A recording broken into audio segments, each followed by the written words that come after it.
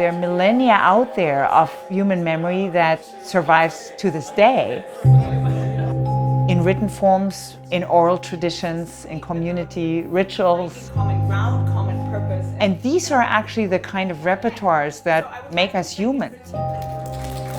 Ever since STEM fields have become so strong, we humanists are trying to come up with programs to make ourselves important, like critical thinking, better writing, better public speaking, analytic abilities. And as nice as that is, that cannot be everything to the humanities. That's why I came to MIT, to establish this initiative for comparative global humanities. So we're having a blueprinting workshop to build this huge tent to invite in more voices who work on problems across the world in different disciplines, where we want to say, give us your input. Comparison is really rooted in our social being and in our cognitive being. Comparisons often are used when you try to understand a new phenomenon. You say X is like Z. When the Jesuits went to China, they said, oh, this is like this and this in Rome or Greece.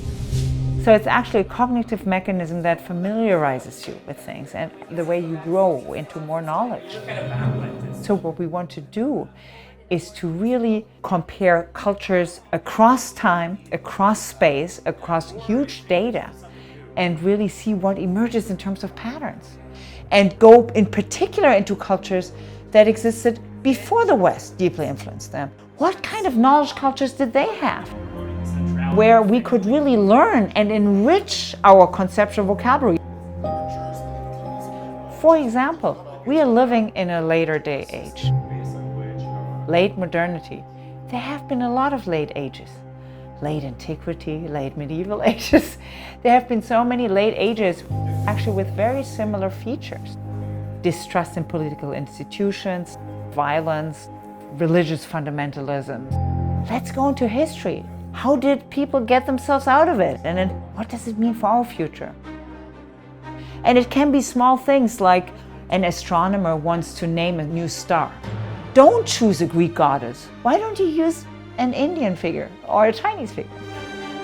It's not just the science that tells us about the stars, but there are poems about the stars, there are stories. What images have people had in world history? All the way up to modern astronomy and to our travel to space. We are going to work, for example, with scholars working on biodiversity, because we can look into ancient texts and see, wow, you know, these ancient plants that haven't survived. Or, for example, what kind of healing traditions have there been out there in human memory? If you work on memory and on heritage, you bring in people with the relevant STEM fields, cognitive science and brain science. These are very important fields, and a lot of technologies are associated with that. Architectural history, cultural heritage, preservation material science, and other fields that are involved, and there's so much more. We want to have a physical space at MIT, but we'll also be creating, for example, open courseware on all subjects and all themes, but we also have one particular pillar that we care about very deeply, the Endangered Language Hub. There are so many languages in the world that are not commonly taught anywhere. So the idea there is to build a website that will be part of the Digital Humanities platform with open courseware. We want to bring in visitors, postdocs, student projects, practitioners, artists, writers, educators in schools. Also, of course, museums, theaters, cultural life. They have been drawn to this project. And we want to make sure that people can kind of drift in and out of our tent on their terms. How much time they have, how much excitement they have, how much energy they have at that moment in their lives. It's absolutely daunting, it's mind-blowing, but it's worth trying to turn humanities inside out and to make it relevant to the present. So we would be most honored to actually talk about how to bring this vision to the world in a way that might matter to you.